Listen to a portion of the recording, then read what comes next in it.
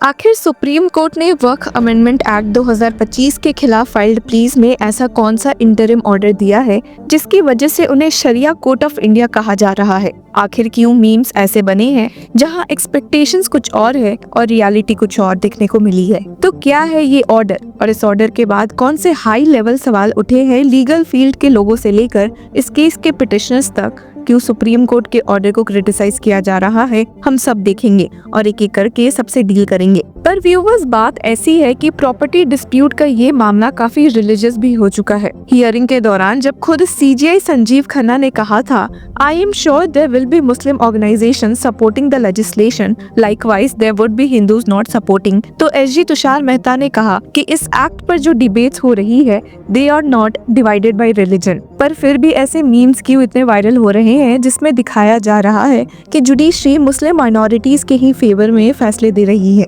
जहां एक तरफ हिंदू पिटिशनर से प्रूफ ऑफ एग्जिस्टेंस मांगा जा रहा है तो दूसरी तरफ मुस्लिम की उन वक्फ प्रॉपर्टीज को रिलीफ मिल रही है जिसके डॉक्यूमेंट्स और डीड्स कुछ मौजूद नहीं है। तो सबसे पहले आते हैं इस केस के फर्स्ट इंटरिम ऑर्डर पर। हियरिंग में solicitor general of India Tushar Mehta ने कुछ ऐसे स्टेटमेंट्स दिए जो मैटर को टेम्पररी रिलीफ के जोन में ले जाते हैं, लेकिन साथ ही ये दिखाते हैं कि कोर्ट इस इशू को काफी सीरियसनेस के साथ हैंडल कर रही है।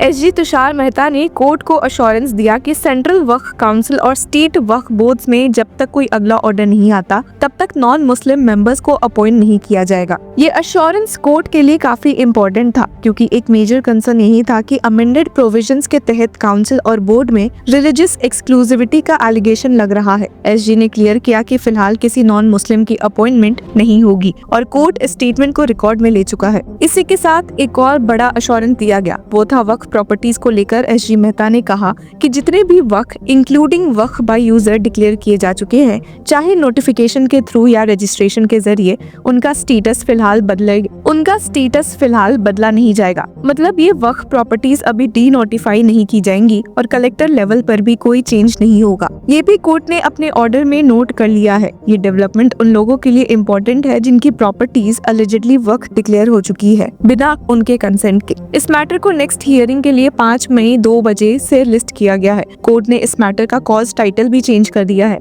अब इस केस को सुनाया जाएगा इन री वक्फ अमेंडमेंट एक्ट के नाम से, जो कि एक वाइडर पब्लिक इम्पोर्टेंस इंडिकेट करती है। ये टाइटल इस बात को रिफ्लेक्ट करता है कि कोर्ट्स इस मैटर को सिर्फ इंडिविजुअल राइट के लेंस से नहीं बल्कि कॉन्स्टिट्यूशनल इम्पैक्ट और नेशनल सिग्निफिकेंस के लेंस से भी देख रही है। हालांकि कई लोगों को सुप्रीम कोर्ट का ये इंटरिम ऑर्डर नहीं पसंद आया है, जिसमें एडवोकेट विष्णु शंकर जैन टॉप पर है। जिस बात पर वो नाराज दिखे हैं वो ये है कि कैसे सुप्रीम कोर्ट ने ये केसेस एंटरटेन कर लिए जब उन्होंने पुराने केसेस को हाई कोर्ट भेज दिया था। आए थे तो बोला गया सुप्रीम कोर्ट क्यों आ गए सीधे।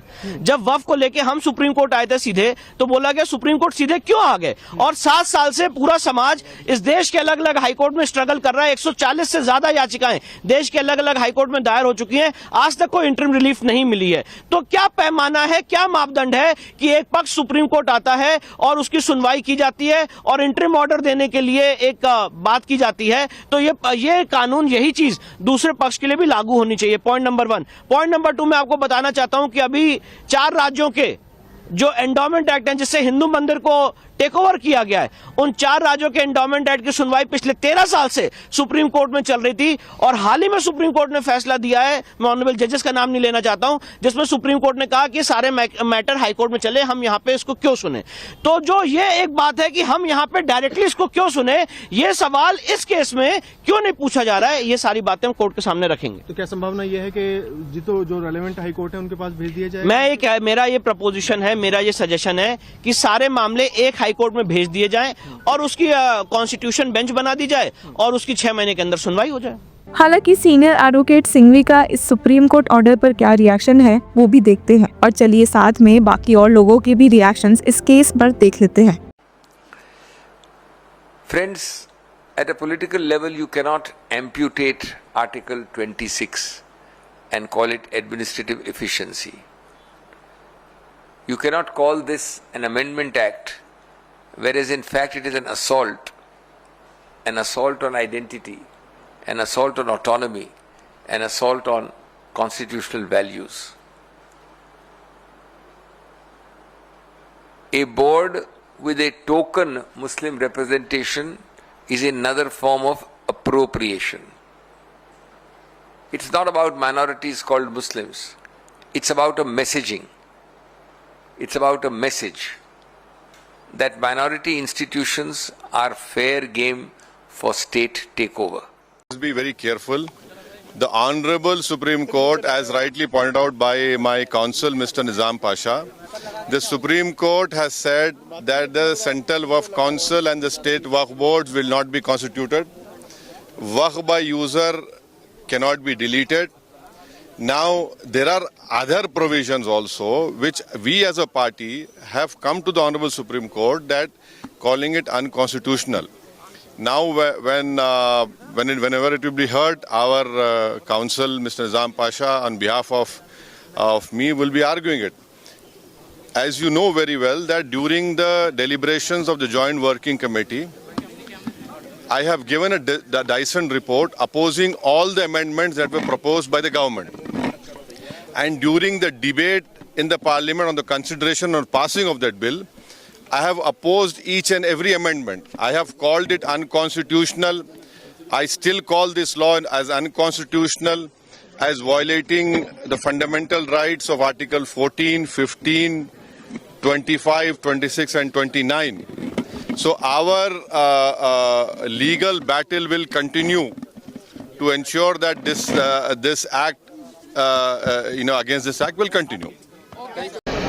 No, the Supreme Court is examining the constitutional validity of the Waqf bill, and the oral observations of the Honorable Supreme Court yesterday is giving much hopes to all the people, because what is the intent of the bill and the cardinal points they have already taken into consideration. Definitely let the Supreme Court, the Apex Court comes to a judgment, and when the legal course of action is taking place, unnecessarily violence will not give any fruitful result. So we request the people to restrain from all sorts of violence, and the democratically protest, it's okay. All type of violence will only help those forces who would like to have a communal division in the country. So this issue has to be addressed in a very cautious way. The concerns have to be expressed only through the democratic means. That is the appeal which I would like to make. देखिए, पहली बात तो ये कि supreme court के दो ही आदेश हैं। पहला आदेश ये है कि जो प्रॉपर्टी वक्फ के तौर पर इस्तेमाल हो रही है, नोटिफाइड है या इस्तेमाल हो रही है, उनको छेड़ा नहीं जाएगा इस कानून के तहत में। अब सबकी नजर 5 मई पर है। उस दिन यूनियन अपना डिटेल स्टैंड रखेगी और कोर्ट डिसाइड करेगा कि इस मैटर को आगे कैसे ले जाना है। तो व्यूवर्स, क्या ये एक्ट सरवाइव करेगा या कुछ प्रोविजंस को अनकॉन्स्टिट्यूशनल डिक्लेयर किया जाएगा, ये देखना अभी बाकी है। कमेंट सेक्शन में अपनी राय जरूर दे और तब तक के लिए कीप फॉलोइंग लॉ चक्रा।